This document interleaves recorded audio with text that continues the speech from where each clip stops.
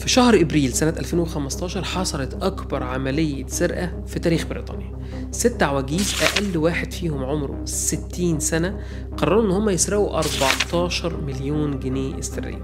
صنفت العملية دي هي اكبر عملية سرقة حصلت في تاريخ المملكة المتحدة كلها الى يومنا هذا. النهاردة هنتكلم على القصة دي وهنحكي كل تفاصيلها، وهي قصة شيقة جدا، فاتمنى ان انتوا تكملوا الفيديو معايا للنهاية. عاملين يا جماعة؟ اخباركم ايه؟ انا عمر فودة، كل سنة وانتم طيبين، رمضان كريم. دي اول قصة عندي هنا في القناة، وبالمناسبة دي القناة الجديدة بتاعتي بتاعت القصص، فهننزل فيها قصص وهننزل فيها محتوى ليه علاقة بقصص ومغامرات وحاجات كتير جدا شيقة، عكس تماما القناة التانية. فلو انت مهتم بالموضوع ما تنساش تعمل لايك على الفيديو وتشترك في القناة وكمل القصة من النهاية، عشان حقيقي القصة دي هتعجبكم جدا، وانا بحضرها وانا بكتبها كانت شيقة جدا الصراحة.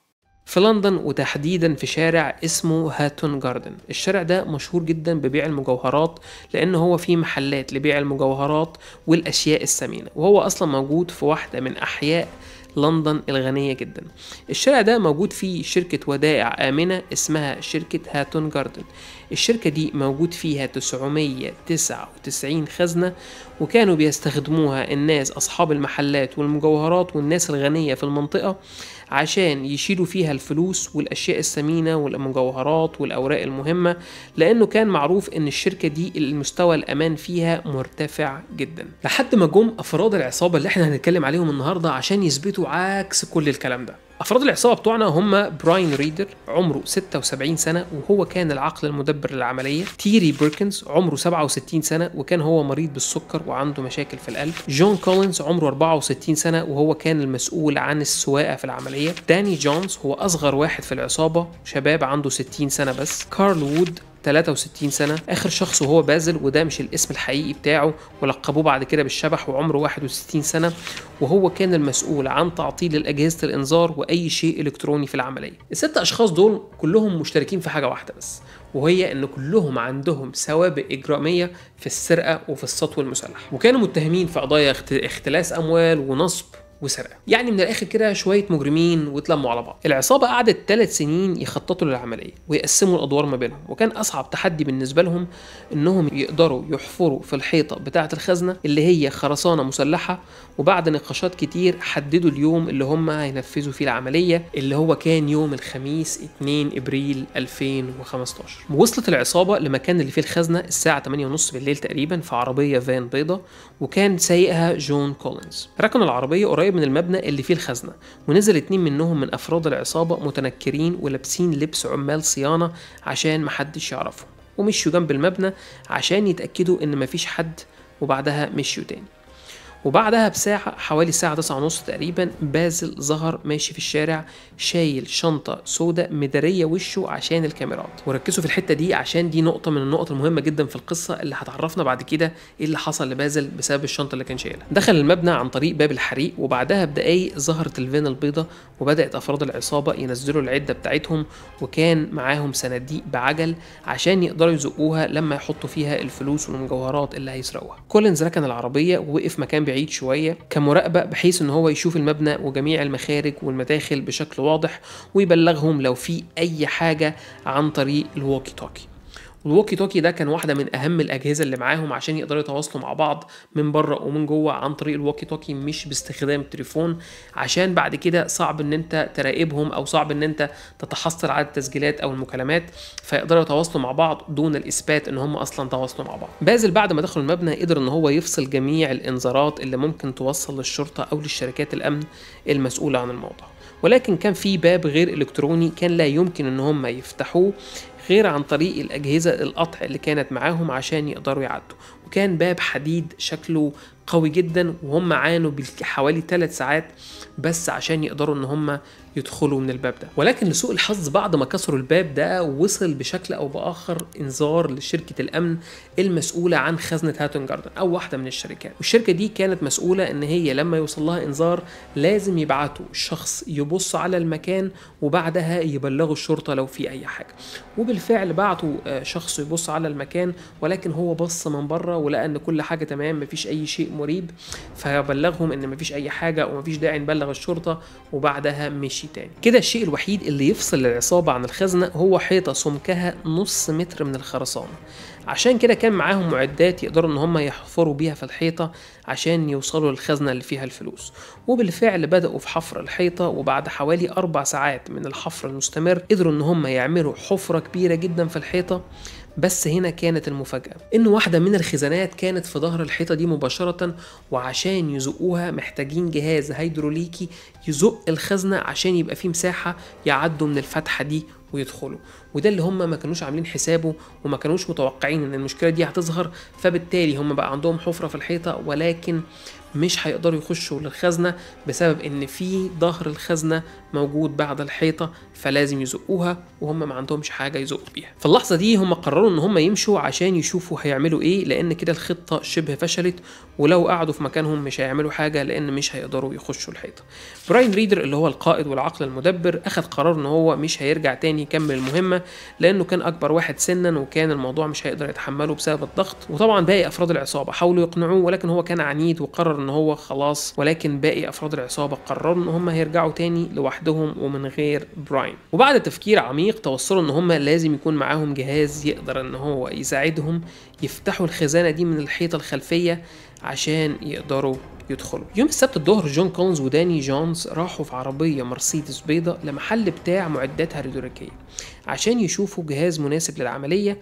وبالفعل قدروا ان هم يشتروا جهاز، وفي نفس اليوم بالليل راحوا بنفس العربية حوالين المكان اكتر من مرة عشان يشوفوا لو حد اكتشف محاولة السرقة او في شرطة او في اي حركة مريبة من اي نوع، بحيث ان هم يقدروا يلغوا العملية لو لقوا اي حاجة غريبة ومش هيرجعوا تاني. وبعد ما لفوا بالعربية ما لقوش اي حاجة مريبة في المكان، فقرر بازل ان هو يدخل تاني المبنى اللي هو عشان هو مسؤول عن اي شيء الكتروني، فدخل عشان يعطل اجهزة الانذار ويدخل بقية افراد العصابة المبنى تاني. وهم ماشيين المكان اللي فيه الخزنة عشان يفتحوها لقوا نور مفتوح. كان في واحد من افراد العصابة اللي هو اسمه كارول وود، اول ما شاف النور اتوتر جدا وقرر ان هو يتسحب، وقال لهم يا جماعة احنا كده ما كانش ينفع ان احنا نرجع، لان ده واضح ان هو فخ من الشرطة ولازم نهرب بسرعة، لان احنا لو دخلنا هتبقى الشرطة مستنيانا.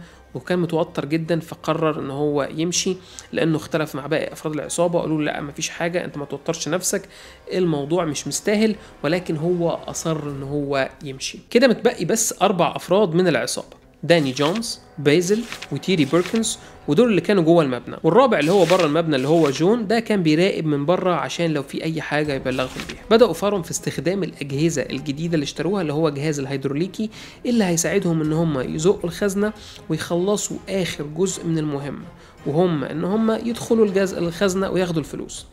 وبالفعل قدروا ان هم يدخلوا الخزنة وياخدوا اكبر كمية ممكنة من الفلوس والمجوهرات ويحطوها في الصناديق الجرارة اللي كانوا جايبينها معاهم. وطبعا من ضمن 999 خزنة العصابة قدرت بس تسرق 37 خزنة. والسبب بسيط جدا للأسف ان هم ما كانش معاهم صناديق يشيلوا فيها الفلوس والمجوهرات، فمن 999 بس قدروا يسرقوا 37 خزنة. ومع ذلك برضو تعتبر هي أكبر عملية سرقة في تاريخ بريطانيا. طلعوا من المبنى، كان كولينز مستنيهم بالفان البيضاء، حملوا كل حاجة في العربية ومشيوا. يوم الثلاث 7 إبريل، وده كان أول يوم عمل في الخزانة، في الموظفين إن هم يرجعوا العمل، رجعوا واكتشفوا المصيبة اللي حصلت، وطبعا تواصلوا مع الشرطة فورا. ولما الشرطة وصلت ودخلت الخزنة لقوها متبهدلة جدا ومتكسرة ومطربة ومتبهدلة أكن كان فيها حرب. بدأت الشرطة فورا طبعا في البحث عن أي آثار في المكان وبأي شيء ممكن يوصلهم لأي حاجة، ولكن كانت العصابة حذرة جدا واستخدموا مادة كيميائية بتستخدم عشان تشيل أثار البصمات، وبالتالي ما يقدروش يوصلوا لأي حد من اللي كان موجود في الخزنة. وكمان أخذوا وهم ماشيين جميع التسجيلات الخاصة بكاميرات المراقبة عشان محدش يقدر يشوفه. الشرطة في الوقت ده كانت محطوطة تحت ضغط غير عادي، لأن كل تجار المجوهرات في المنطقة خسروا فلوسهم تقريبا، وكتير جدا كانوا مهددين بالإفلاس. وطبعا كانوا مطالبين إن هم يلاقوا كل الحاجات اللي اتسرقت في أسرع وقت قبل ما أفراد العصابة تتصرف فيها وتباعها. وعلى الرغم من ان العصابة دي كانت حذرة جدا، الا انهم ما خدوش بالهم من تفصيلة صغيرة جدا، وهي ان لندن من اكتر المدن المراقبة بكاميرات في كل حتة، يعني في كل شارع في لندن في كاميرا و2 و3. وده خلى الشرطة تاخد بالها وتشوف بازل وهو مغطي وشه بالشنطة، وكمان يشوفوا العربية الفان البيضاء. وبدأوا هنا يبحثوا ورا الفان لحد ما عرفوا ان هم اشتروا العربية الفان دي باسم وبيانات فيك، أو يعني بيانات غير صحيحة ومعلومات غير صحيحة. وده اللي خلاهم يتأكدوا إن العربية الفان دي تم شرائها خصيصا فقط بغرض السرقة. وطبعا ما قدروش ان هم يوصلوا لاي حاجه عن طريق الفان، لان هي كل معلوماتهم غلط. ولكن بعد بحث من الشرطه ومراقبه الكاميرات لفتره طويله جدا ومراجعتها اكتر من مره، الشرطه اكتشفت حاجه غريبه شويه. قبل السرقه بحوالي ساعه تقريبا، جون كولينز وعربيته المرسيدس البيضاء ظهر بيها في المنطقه حوالين المبنى ده 4 مرات. لقوا ان العربيه عماله تلف وتروح وترجع وتلف وتروح وترجع وتلف لمده 4 مرات. وده عشان كانوا عايزين يتاكدوا ان مفيش حد اكتشف سرقتهم، وان هم ممكن يرجعوا تاني وبازل يدخل المبنى ويوقف كل الانذارات عشان يقدروا يخشوا العصابه تاني. فكانت الحركه دي بالنسبه لهم مريبه جدا، لان ايه اللي يخلي العربيه دي تروح وتيجي من مكان اكتر من مره. وبداوا يتتبعوا العربيه المرسيدس عن طريق الكاميرات المراقبه الذكيه اللي موجوده في شوارع لندن. وبعد التتبع للعربيه وصلوا للمكان اللي العربيه دي بتركن فيه، وكان واحد من احياء لندن السكنيه. دلوقتي خلاص حددوا مكان العربيه، كل اللي محتاجين يعملوه ان هم يعينوا ضابط شرطه متنكر ان هو يراقب العربيه دي ويشوف خط سيرها ايه، ومين اللي بيسوق العربيه وبيروح فين وبيجي منين. وبعد مراقبه لفتره بسيطه لقوا ان في شخص عجوز بيسوق العربيه دي، والشخص ده هو جون كولينز. الشرطه كان ممكن انها تقبض عليه فورا ويحققوا معاه، ولكن ده اكيد كان هيخوف باقي العصابه، فقرروا ان هم يراقبوا كل تحركاته وممكن كمان يوصلهم لباقي العصابه. وبعد كام يوم كده من المراقبه، جون كولينز بيقابل شخص عجوز تاني في كافيه في واحده برضه من احدى احياء لندن السكنيه، وكان الحي ده قريب جدا من حي هاتون جاردن اللي هم عملوا فيه السرقه.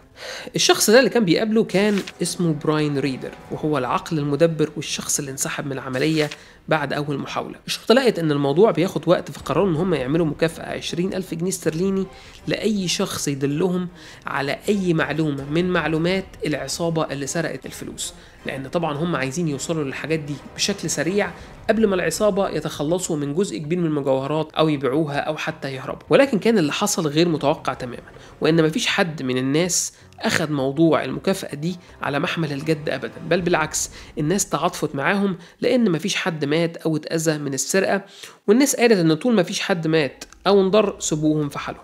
وده بسبب ان الاعلام ساعتها صورهم على انهم الابطال المجهولين، وده بسبب ان هم سرقوا خزنه كان من المستحيل انها تتسرق. اثناء مراقبتهم لجون كولينز راح بار وقابل هناك شخصين وهم تيري بيركنز وداني جونز. وبعد مراقبة سجل المكالمات لقوا ان في مكالمة لأحد المحلات المتخصصة في بيع الأجهزة الهيدروليكية، ولقوا ان هم بيسألوا عن جهاز هيدروليكي يقدروا ان هم يكسروا بيه حيطة ويزقوا بيه حاجة وزنها تقيل جدا.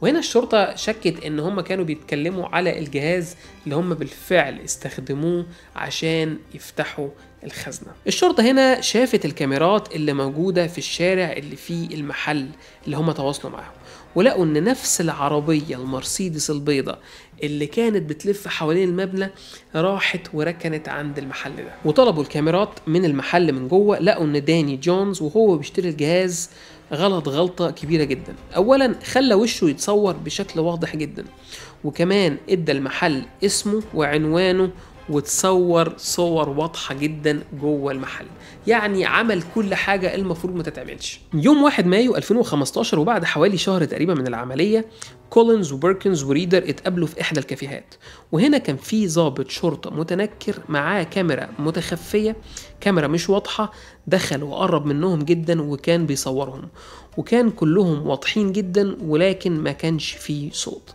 ولكن الشرطة هنا عرضت الفيديو على شخص متخصص في قراية الشفايف، وقال لهم انهم كانوا بيحكوا اللي حصل يوم الجريمة، وقال لهم بالظبط تقريبا كل حاجة هم محتاجين يعرفوها. وبعد مراقبة مكالمتهم الشرطة سمعت اسم جديد لأول مرة، وده كان اسم كارل. في الوقت ده كان أفراد العصابة خبوا الفلوس والمجوهرات على أكتر من مكان، يعني قسموا الفلوس ووزعوها في أكتر من مكان، لحد ما اتفقهم ان هم يتقابلوا في مكان واحد ويجمعوا الفلوس كلها ويقسموا الفلوس دي بينهم، ويكون الموضوع بدأ يهدى شوية عشان يبقوا في الأمان. وبعد حوالي أسبوعين تقريبا العصابة خلاص اتفقت ان هم هيتجمعوا ويقسموا الفلوس، وكانت المقابلة في بيت بنت بيركنز عشان هي كانت مسافرة والبيت فاضي، فده يعتبر مكان مناسب جدا محدش هيشك فيهم وان هم يتقابلوا وكمان يوزعوا الفلوس. وطبعا الشرطة كانت بتسمع كل ده ومجهزين نفسهم، ويوم الميعاد اللي اتفقوا عليه وصلوا كلهم ومعاهم الفلوس. ولما الشرطة اتأكدوا ان كله اتجمع دخلوا عليهم وقبضوا على كل افراد العصابة ما عدا بازل، لان هو الشخص الوحيد الغامض، محدش يعرف اسمه الحقيقي ومحدش قدر ان هو يشوف صورته لانه كان مخبي وشه بالشنطة. والشرطة هنا ما قدرش تعثر على أي دليل ضده إلا الصورة الوحيدة اللي هو كان مغطي وشه فيها. الشرطة ساعتها بعد ما قبضت عليهم أعلنت إن هي تحصلت على مبلغ 4 مليون جنيه استرليني، سواء فلوس أو مجوهرات. هم ده بس اللي هم قدروا يلاقوه في التقسيمة وفي اليوم اللي اتقبض عليهم. ده معناه إن في 10 مليون جنيه استرليني اختفوا تماما. السيناريو الأقرب للصحة هنا بيقول إن الشرطة، إن أفراد العصابة كانوا عارفين إن الشرطة بتراقبهم، وكان في حد بلغهم، ما قالوش مين الشخص ده، بلغهم إن هم الشرطة كانت وراهم والشرطة كانت بتراقبهم. فهم لما لقوش في مفر وإن الشرطة بتراقبهم مش هيقدروا يهربوا، فقالوا إن إحنا هنتجمع وهندي الفلوس للشرطة وهنسيب الباقي مستخبي في مكان محدش يعرفه إلا أفراد معينين بس إحنا بنثق فيهم، والأفراد دي هيدوا الفلوس دي لأهليهم أو لولادهم وبناتهم وزوجاتهم وهكذا، بحيث إن هم ياخدوا الفلوس دي ويعيشوا ويستمتعوا، والشرطة مش هتعرف لأن مفيش أي شيء ملموس عن الموضوع ده. كل واحد فيهم اتحبس 7 سنين، وبعد حوالي 3 سنين من البحث الشرطة قدرت توصل لبازل اللي هو كان اسمه مايكل، وتمت عقوبته لمدة 10 سنين سجن. طبعا هم كلهم لسه في السجن دلوقتي، مفيش أي أخبار عليهم هل فيهم حد مات ولا لأ، ولكن هي دي قصة واحدة من أكبر عمليات السطو المسلح اللي حصلت في تاريخ بريطانيا، وهي أكبر عملية تمت سرقة فيها الفلوس في التاريخ انجلترا كله. قولوا لي رايكم في القصه ايه، لو انتوا عندكم قصص معينه حابين ان انا اتكلم عليها يا ريت تكتبوا لي في الكومنتات، وانا مهتم جدا جدا جدا جدا اعرف رايكم ايه في القصه دي. هي دي اول مره اعمل قصه واول مره احكي قصه، فاكيد هيكون في تعليقات ممكن سلبيه كتير، وانا ما عنديش اي مشكله، انا يعني منفتح جدا ان انا احكي القصص وان انا اتكلم عليها وان انا يعني اطور من نفسي. فنصايحكم مهمه جدا بالنسبه لي، اكتبوا لي رايكم فيها، وكل سنه وانتم طيبين، رمضان كريم. وبس ما تنساش تعمل لايك على الفيديو، وشكرا ان انت وصلت لحد النهايه، والسلام عليكم.